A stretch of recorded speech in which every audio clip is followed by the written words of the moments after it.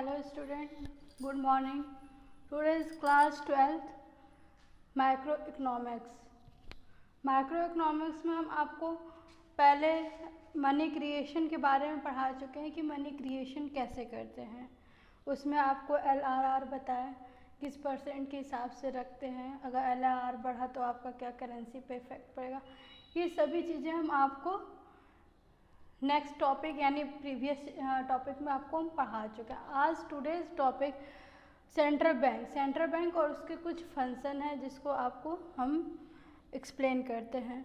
Central bank तो सभी जानते हैं, सेंट्रल बैंक किसे बोलते हैं, RBI आपका सेंट्रल बैंक है। Central bank is an apex body than a control, operate, regulate and direct the entire bank and monetary structure of the country. जो आपका सेंट्रल बैंक है वो क्या करता है, वो एपेक्स बॉडी है आपके ओवरऑल, एक कंट्रोलर बॉडी है जो सभी आपके मनी को, मॉनेटरी टर्म्स को रेगुलेट करता है, कंट्रोल करता है। जिसमें क्या करते, कंट्रोल करते, ऑपरेट करते हैं, रेगुलेट करता है, डायरेक्ट देता है।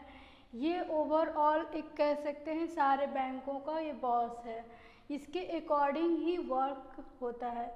इसको हम ये जब स्टार्ट हुआ था 1 अप्रैल 1935 में स्टार्ट हुआ था। इसको 1 अप्रैल 1935 में इसको हम क्या किए थे, ये फंक्शनिंग बॉडी में ये काम वर्क किया।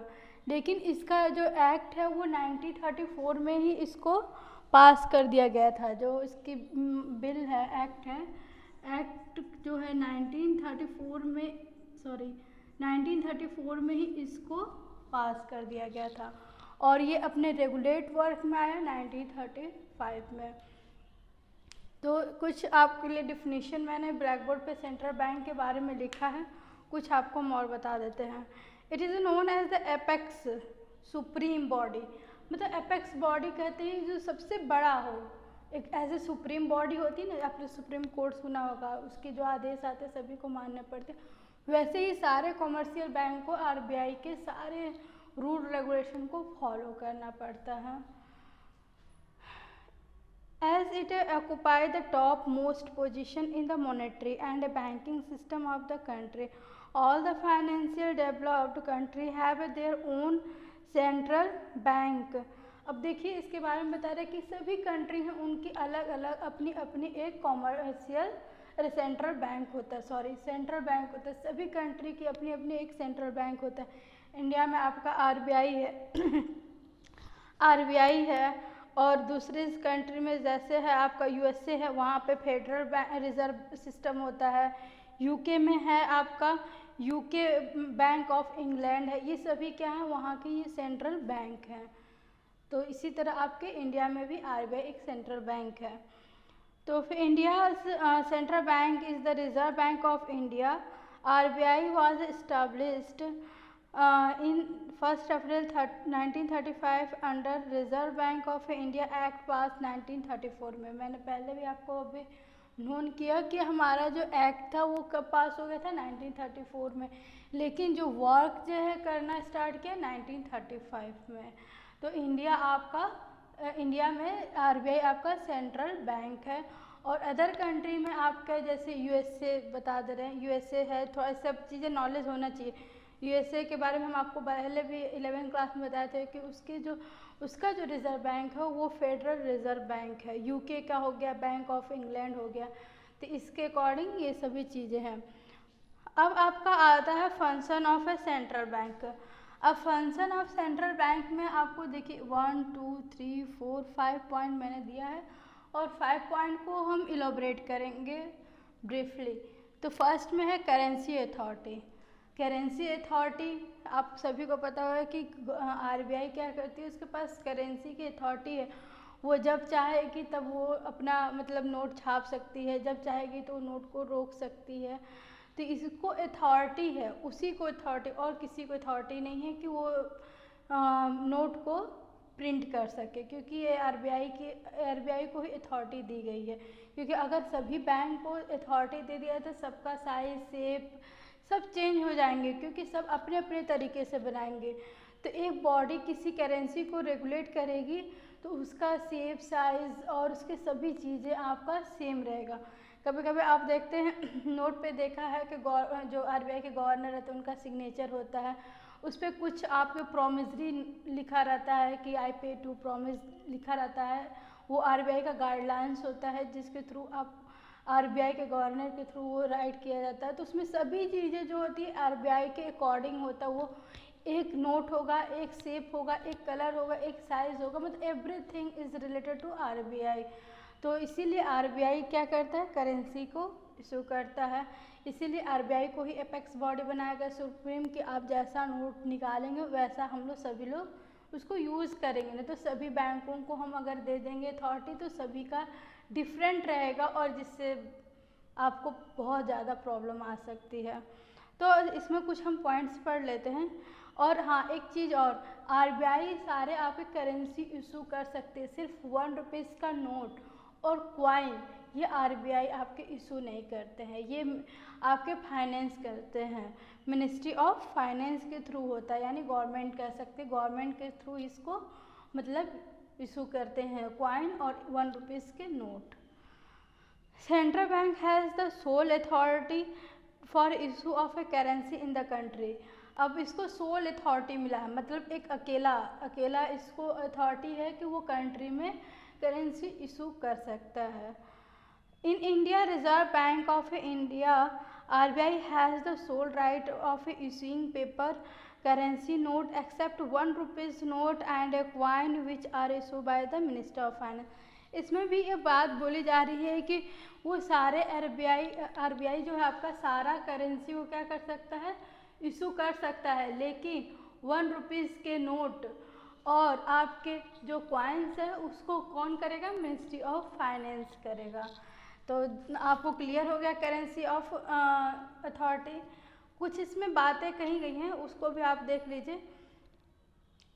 All the currency issued by the central bank is a monetary liability. Central is obliged to back the currency with the assets equal value, enhance the public confidence in paper currency. अब जो RBI के through जो भी आपको currency issue करे तो उस पर जो पब्लिक होती है उनका कॉन्फिडेंट रहता है कि नहीं ये वर्क करेगा क्योंकि आरबीआई के थ्रू है। कुछ एडवांटेज है, मतलब इसमें एडवांटेज क्या है आपको समझ सकते हैं कि आपके नोट्स की जो यूनिफॉर्म होगा वो क्या होगा, सेम होगा, डिफरेंट नहीं होगा, ब्लैक मनी होने का चांसेस कम होगा। ये सभी चीज़ें आपको क्या करेंगे, आपको एडवांटेज देंगे। सेकेंड है things a banker to the government. अब इसमें क्या होता है कि बैंकर टू द गवर्नमेंट, जो आरबीआई है, कभी कभी क्या होता है गवर्नमेंट को पैसे की ज़रूरत पड़ जाती है तो आरबीआई से गवर्नमेंट पैसा ले लेता है शॉर्ट टर्म के लिए, कुछ टाइम के लिए क्या करते हैं गवर्नमेंट इनसे पैसा ले लेते हैं, क्योंकि कभी कभी ज़रूरत पड़ जाती है, कोई ऐसी सिचुएशन आ जाती है कि ये गवर्नमेंट को बैंक से लोन लेना पड़ जाता है तो आरबीआई ही उनको प्रोवाइड करवाती है। Bankers and bank supervisor. अब इसमें क्या है कि जो बैंकर्स आपके हैं, बैंक एंड सुपरवाइज़र, इसमें आपको बताया गया है कि जैसे कॉमर्शियल बैंक हैं उनको भी तो करेंसी की ज़रूरत पड़ती होगी, तभी ना कभी कभी क्या होता है कि कॉमर्शियल बैंक के पास मनी नहीं रहता तो वो आरबीआई से क्या करते हैं, लोन ले लेते हैं। तो फिर उसके बाद अकॉर्डिंग हम लोग को देते हैं। जैसे हम लोग के ऊपर क्या है, टीचर, मान लीजिए स्टूडेंट है, स्टूडेंट के ऊपर क्या है, टीचर है, टीचर के ऊपर कोई हेड। तो कभी कभी क्या होता है कि टीचर को भी तो ज़रूरत पड़ती है किसी चीज़ को, तो अपने हेड के अकॉर्डिंग वो क्या करते हैं, अपनी नेसेसिटी को फुलफ़िल करते हैं। तो उसी के अकॉर्डिंग क्या है, सुपरवाइज़र बैंक जो है, जो बैंक है, बैंक कॉमर्शियल बैंक, उनको कभी कभी क्या होती है, ज़रूरत पड़ जाती है, उनके पास कभी मनी नहीं होता है तो आरबीआई के थ्रू क्या करते हैं, मनी को लोन पे लेते हैं। तो इसमें कुछ चीज़ें हैं, आपको कुछ पॉइंट है, सेकेंड पॉइंट में आपके कुछ पॉइंट हैं जिसको आप समझ जाइए।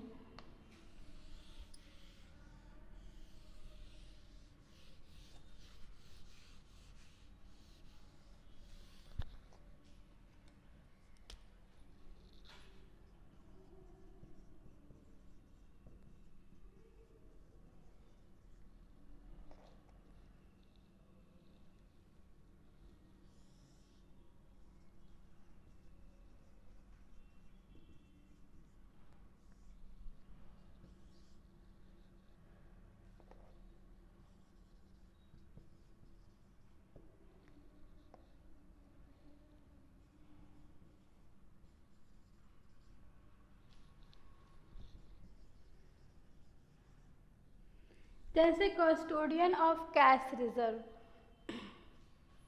इसमें क्या commercial bank are required to keep the certain proportion of their deposit cash reserve ratio with the central bank. In this way, central bank act as a custodian of a cash reserve of a commercial bank. अब इसमें क्या होता है कि commercial bank है जो आपका इसमें कैश रिजर्व रेशियो के बारे में बताया गया है. कॉमर्शियल बैंक है, मान लीजिए आपके पास 1000 डिपॉजिट है, तो आप सभी को तो लोन पे नहीं चढ़ा देंगे. डिपॉजिट है तो आप सभी को तो लोन पे नहीं दे देंगे, जिसमें आप 800 को लोन पे देंगे और 200 जो है आप क्या करेंगे, रिजर्व रखेंगे. रिजर्व समझ में, इसको LRR भी बोलते हैं. LRR समझ में, जो आपको लिक्विड रिजर्व रेशियो बताए थे वो कहते हैं. तो आप इसमें 200 आप मान लीजिए रिजर्व रख लिया. तो इसमें भी क्या होता है, दो पार्ट में होता है. इसमें जो हम 100 रुपये हैं उसको क्या करते हैं, कैश रिजर्व रखते हैं.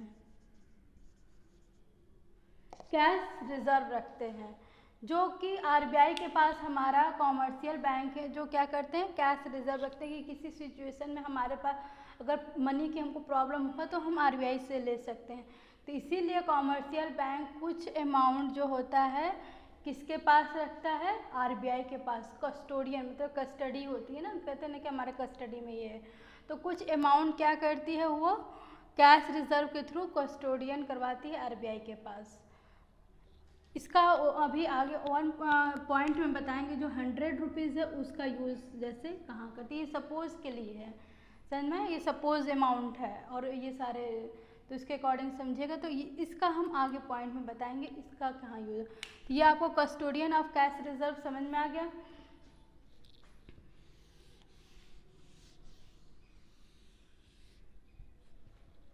आपका सेकेंड पॉइंट है जो है lender of the last resort.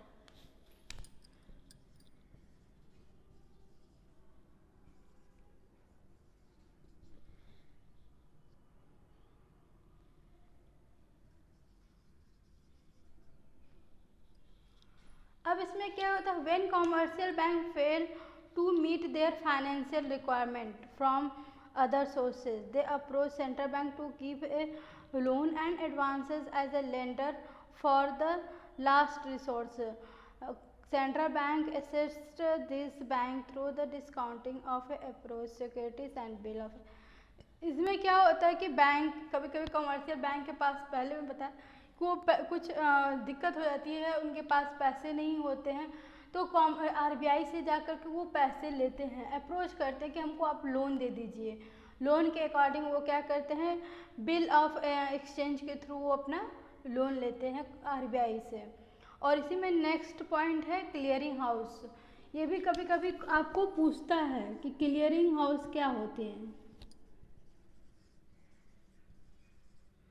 Clearing house क्या होती है, तो क्लियरिंग हाउस के यहाँ पे आप क्या होता है ना कि कभी कभी कोई बहुत बड़ा प्रॉब्लम हो जाता है RBI कॉमर्शियल बैंक को, तो वो वहाँ पे जा कर के RBI से अपना प्रॉब्लम सॉल्व करवाते हैं. करेंसी से रिलेटेड प्रॉब्लम होता है या किसी भी लोन से रिलेटेड प्रॉब्लम होता है, तो वो वहाँ पे अपने प्रॉब्लम को सॉल्व करवाते हैं. उसी को हम क्लियरिंग हाउस बोलते हैं.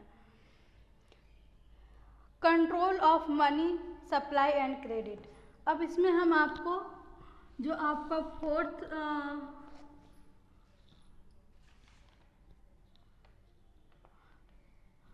फोर्थ पॉइंट है वो था control of money supply and credit. इसमें भी कुछ पॉइंट्स हैं जिसको हम एलोबरेट कर देते हैं.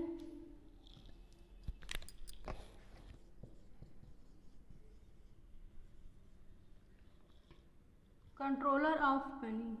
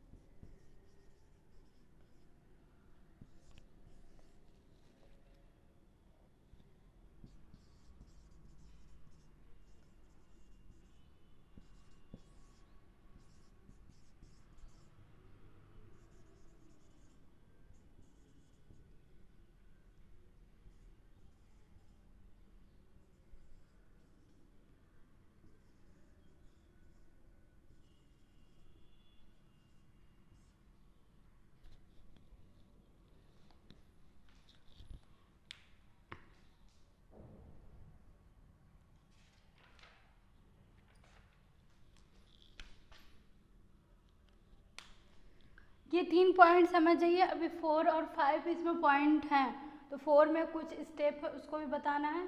तो ये आप 3 पॉइंट समझिए। रेपो रेट, रेपो रेट आप बहुत बार सुने होंगे। Repo rate, repo rate, repo rate होता क्या है? एक होता है reverse repo rate. Repo rate वो होता है जो कॉमर्शियल बैंक लोन लेती है आरबीआई से, तो उसको कुछ इंटरेस्ट क्या होता है, देना पड़ता है, उसी को हम रेपो रेट बोलते हैं। जैसे कॉमर्शियल बैंक है, अब भाई आप लोन ले रहे हैं तो इंटरेस्ट भी तो आपको पे करना पड़ेगा ना। विदाउट इंटरेस्ट तो कोई आपको लोन नहीं देगा, क्योंकि हम जब कस्टमर को लोन लेते हैं, अगर लेता है तो उससे भी हम इंटरेस्ट लेते हैं। तो उसी तरह कॉमर्शियल बैंक क्या करती है कि अपने मतलब आरबीआई से जब वो लोन लेती है तो वो कुछ अमाउंट उसको इंटरेस्ट पे करना पड़ता है, उसी को हम रेपो रेट बोलते हैं। रिवर्स रेपो रेट आपका ठीक बात है, वही बोल रहा है, रिवर्स यानी उल्टा। अब आरबीआई लेगी कॉमर्शियल बैंक से, तो भाई सभी सोचते हैं कि आरबीआई के पास तो खुद पैसा है, वो कैसे कॉमर्शियल बैंक से लेगी, वो तो नोट इशू करती है, उसके पास तो खुद का अपना सब कुछ है, तो वो कैसे कॉमर्शियल बैंक से लोन लेगी। तो कभी कभी क्या होता है कि करेंसी जो होती है, मनी होती है, वो ज़्यादा फ्लो हो जाती है मार्केट में, ज़्यादा रेगुलेट होने लगती है, ज़्यादा किसी किसी बैंक के पास क्या होता है ना, मान लीजिए आपके पास पीएनबी है, यूनियन बैंक है, मतलब ये क्या बोलते हैं कि बैंक ऑफ बड़ौदा है, ये सभी बैंक हैं जो कभी कभी क्या होता है किसी बैंक के पास ज़्यादा पैसा हो जाता है, उनके पास डिपॉजिटर ज़्यादा आ जाते हैं, तो अब वो लगता है उनको, आरबीआई को लगता है कि इनका फ्लो ज़्यादा हो जाएगा करेंसी का, तो इसलिए वो क्या करते हैं, उनसे लोन ले लेते हैं, लोन लेते हैं, जिसकी वजह से मनी उनके पास क्या हो जाती है, कम हो जाती है। तो उसी को बैलेंस करने के लिए क्या करती है आरबीआई, उनसे लोन ले लेती है, तो इसी को हम बोलते हैं रिवर्स रेपो रेट। अब आपका बैंक रेट है। बैंक रेट में क्या होता है कि बैंक रेट जो होता है ये लॉन्ग टर्म के लिए होता है। ये आपका किस लिए होता है, लॉन्ग टर्म के लिए होता है। कभी कभी कॉमर्शियल बैंक हमारे जो हैं किसी वर्क को करने के लिए वो लॉन्ग टर्म के लिए लोन लेते हैं, तो इसीलिए हम उसको बैंक रेट बोलते हैं। बैंक रेट हमेशा लॉन्ग टर्म के लिए होता है। और आपका एक क्वेश्चन हमेशा पूछता है कि रेपो रेट में और बैंक रेट में क्या है, समझे। ये भी तो बैंक क्या कर रहा है कि कॉमर्शियल बैंक आरबीआई से करेंसी ले रहा है, तो मतलब लोन ले रहा है, तो रेट दे ही रहा है इंटरेस्ट, ये भी इंटरेस्ट ले रहा है इससे भी। तो इसमें क्या होता है, ये शॉर्ट टर्म के लिए होता है, दोनों में डिफरेंस यही होता है, ये शॉर्ट टर्म के लिए होता है और ये आपका क्या होता है, लॉन्ग टर्म के लिए होता है। ये मेन डिफरेंस है इन दोनों में, रेपो रेट में और बैंक रेट में, कि आरबीआई से क्या करते हैं, लोन लेते हैं, तो ये शॉर्ट टर्म के लिए होता है और ये आपका लॉन्ग टर्म के लिए होता है, समझ में आया। आपका थर्ड पॉइंट है ओपन मार्केट। आपने ओपन मार्केट सुना होगा, मतलब बैंकिंग के सिस्टम में ही आता है ओपन मार्केट। इसमें क्या होता है कि हम गवर्नमेंट की जो सिक्योरिटी है वहाँ सेल और परचेज किया जाता है। गवर्नमेंट की सिक्योरिटीज़ है, बॉन्ड है, कुछ भी है, उसको हम क्या करते हैं, सेल और परचेज करते हैं, उसी को हम ओपन मार्केट करते हैं। कुछ पॉइंट हम बताते हैं। Open market operation refers to buying and selling of a government security by the central bank. ये सेंट्रल बैंक के थ्रू करवाया जाता है, गवर्नमेंट की जो भी सिक्योरिटीज़ है उसको सेल और purchase from to the public and commercial bank, और फ्रॉम किससे, टू पब्लिक से और कॉमर्शियल बैंक से। इसको क्या करती है आरबीआई, सेल और परचेज कराती है। They is authorized to sales or purchase treasury bill and government securities. It does not matter whether the securities are bought or sold to the public or bank, because unlimitedly the amount will be deposited in or transfer from some bank. इसमें आपका क्या होता है कि ये matter नहीं करता है कि जो बॉट है और सेल है पब्लिक या बैंक कर रही है, क्योंकि ये यूनिटरी बॉडी होती है जिसमें सेल ऑफ सिक्योरिटीज़ है, परचेज ऑफ सिक्योरिटी है। Central bank reduce the reserve of commercial bank, it advise affect the bank ability to create a credit, therefore इसमें पूरा ये बात, इसका कहने का मतलब यही कि जब मार्केट में पैसा ज़्यादा होता है तो आरबीआई सिक्योरिटी को क्या कर देती है, बेच देती है। अब आपके पास देखिए कि मार्केट में बहुत ज़्यादा पैसे का फ्लो कर रहा है, तो आप अगर जब आरबीआई सिक्योरिटी को इशू करेगी तो पब्लिक उसको परचेज करेगी ना, तो आप परचेज करेंगे तो आपके पास सिक्योरिटी आएगा, और जो लोन है, जो आपका करेंसी है, अमाउंट है, मनी है, वो कहाँ चली जाएगी, आरबीआई के पास चली। तो ओवरऑल व्यू यही बोलता है कि सिक्योरिटी इसीलिए इशू की जाती है कि अगर मार्केट में मनी का फ्लो ज़्यादा हो रहा है तो सिक्योरिटी को वो सेल कर देती है, जिसकी वजह से मनी पे कंट्रोल हो जाता है। अगर वही क्या होता है कि अगर मनी का फ्लो कम है तो उसको क्या करती है, ठीक रिवर्स कर देती है। तो इसीलिए ओपन मार्केट को हम यूज़ करते हैं। अब है लीगल रिवर्स रिक्वायरमेंट। अब ये जो फोर्थ पॉइंट है आपका लीगल रिवर्स, इसी में आपका फोर्थ पॉइंट है।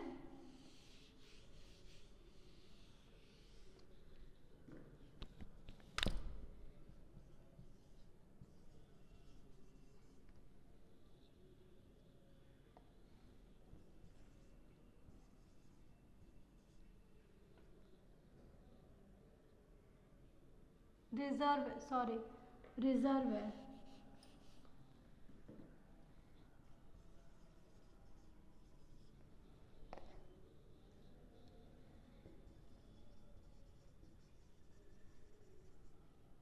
इसमें आपका फर्स्ट आता है जो हम CRR आपको बताते हैं, कैश रिजर्व रेशियो, और सेकंड आता है SLR।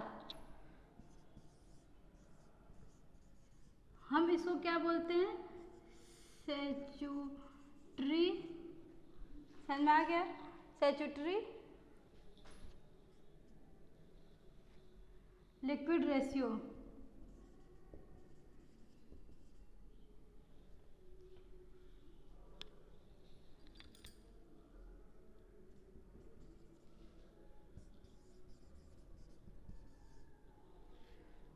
स्टैट्यूटरी लिक्विडिटी रेशियो, और आप CRR का तो जान ही गए हैं, कैश रिजर्व रेशियो।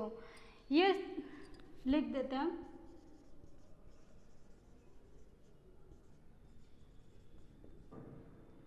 ये क्या है आपका कैश रिजर्व रेशियो और स्टैट्यूटरी लिक्विड रेशियो, ये दो तरीके का आपका लीगल रिजर्व होता है।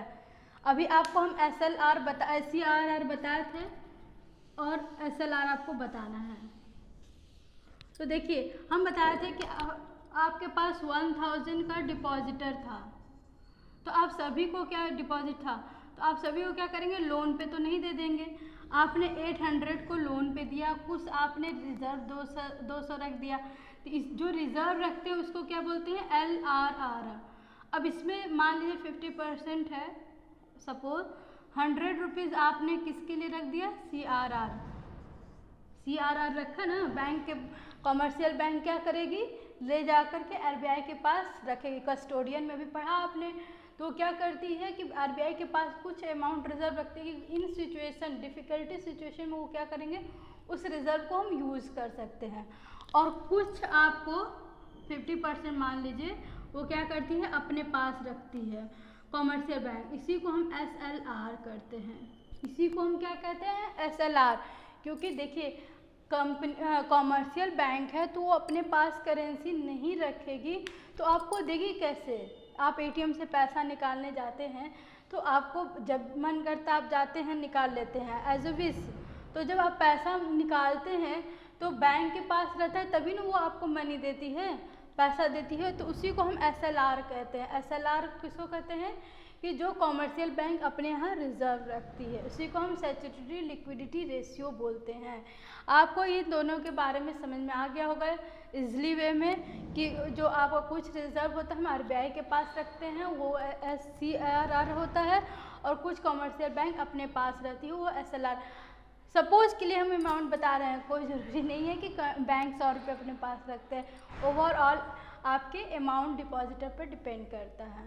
तो ये सारे पॉइंट्स आपको समझ में आ गए होंगे।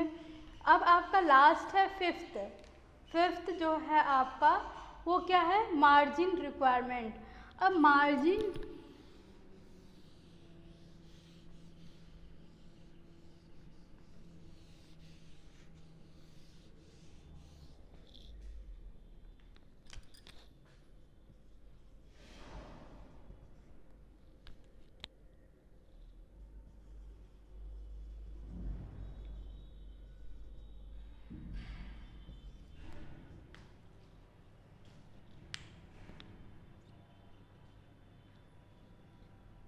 मार्जिन रिक्वायरमेंट, मार्जिन से आप समझ रहे होंगे कि मार्जिन रेट जो होता है आपका एक रिक्वायरमेंट होता है। जैसे मान लीजिए कि बिल्डिंग है, बिल्डिंग आपको खरीदना है, तो आपको लोन चाहिए, आप बैंक के पास गए, बैंक ने आपको लोन, मान लीजिए बिल्डिंग आपका 1 लाख मतलब अमाउंट हो रहा है, आप 1 लाख इसको परचेज करना चाहें, तो मान लीजिए 1 लाख अमाउंट है, बैंक से लोन लेने गया आपको, तो बैंक तो आपको लोन दे दिया, कितने का दे दिया, मान लीजिए 80,000 का लोन दे दिया, तो आपको डिफरेंस कितने का बचा, 20,000 का। तो इसी को हम क्या कहते हैं, मार्जिन कहते हैं। जो हमारे बैंक और हमारे लोन के बीच में जो डिफरेंस होता है उसी को हम क्या कहते हैं, मार्जिन कहते हैं। कितना भी अमाउंट आप रख लिए, एक समझाने के लिए हम बताया, तो उसी को हम क्या कहते हैं, मार्जिन कहते हैं। अगर आरबीआई को लगा मार्केट में बहुत ज़्यादा पैसा है तो वो क्या करेगी, मार्जिन को बढ़ा देगी, जिससे आपका क्या हो जाएगा, मार्जिन को बढ़ाने से क्या हो जाएगा कि मार्जिन बढ़ा देंगे तो जिस मार्केट में ज़्यादा पैसा है तो वो इसके पास आ जाएगा, आरबीआई के पास आ जाएगा, कॉमर्शियल बैंक के पास आ जाएगा। तो इसी तरह आपका क्या हो जाएगा, अगर मार्जिन रेट है इंक्रीज करने से लोन लेने में कम हो जाता है, लोन हम कम लेंगे। अगर मार्जिन रेट इंक्रीज हो गया, मान लीजिए कि आपको दे दिया, अगर मान लीजिए आपका 1 ही लाख का बिल्डिंग है तो आपको वो दे रहा है, मान लीजिए 30,000 देगा, तो आप लोन क्या लेके करेंगे, लोन नहीं लेना चाहेंगे, क्योंकि इसका जो डिफरेंस हो जा रहा है, कितना हो जा रहा है, 70,000 का हो रहा है, तो इससे पहले आप लोन ही नहीं लेंगे। अगर उसको लगा कि हमको मतलब बढ़ाना है तो आप वो क्या कर देगा, आपको 90,000 देगा, तो 90,000 देगा तो आप तुरंत लोन लेने जाएंगे बैंक के पास, तो इससे क्या हो जाएगा, आपका जो करेंसी है वो ऑटोमेटिक फ्लो होगी। तो ये सभी चीज़ों को समझ में आ रहा है आपको। Margin is the difference between the amount of a loan and market value of the security offer by the borrowing against the loan. अब ये चीज़ वही बता रहा है कि इन दोनों का डिफरेंस है। मार्जिन किसका डिफरेंस है, amount of loan and market value of the security offer by the borrowing against the loan. जो आप अगेंस्ट द लोन ले रहे हैं और जो आपका मार्केट वैल्यू के अकॉर्डिंग जो डिफरेंस हो रहा है उसी को हम मार्जिन क्या कहते हैं, रिक्वायरमेंट कहते हैं। ये सभी चीज़ें आपको बुक में, आपको नोट्स के थ्रू आपको सभी बुक में एलोबरेट किया है। आप एक बार बुक को पढ़िए, उसमें सभी चीज़ों को दिया है, आप उससे नोट्स बनाते रहिए। ये ओवरऑल आपको समझ में आ गया। रिवर्स रेपो रेट किसे बोलते हैं, एसएलआर, और उसके बाद हो गया एसएलआर हो गया, आपको एलआरआर बताए थे, फिर इसके बाद ये सीआरआर हो गया। ये सभी चीज़ें इंपॉर्टेंट होते हैं, इन फ्यूचर में भी आपको इम्पॉर्टेंट, इसको बस समझने की मतलब ज़रूरत है, फिर उसके बाद आपको ओन वर्ड्स में लिख सकते हैं। इन सभी बातों को आप एक एक बार रिकॉल करते रहिए। Thank you, have nice day. Next topic हम लाएंगे, नया चैप्टर आएगा आपका, बैंक आपका ख़त्म हो गया है, बैंकिंग सॉरी, अब आपको नया चैप्टर आएगा। Thank you, have nice day.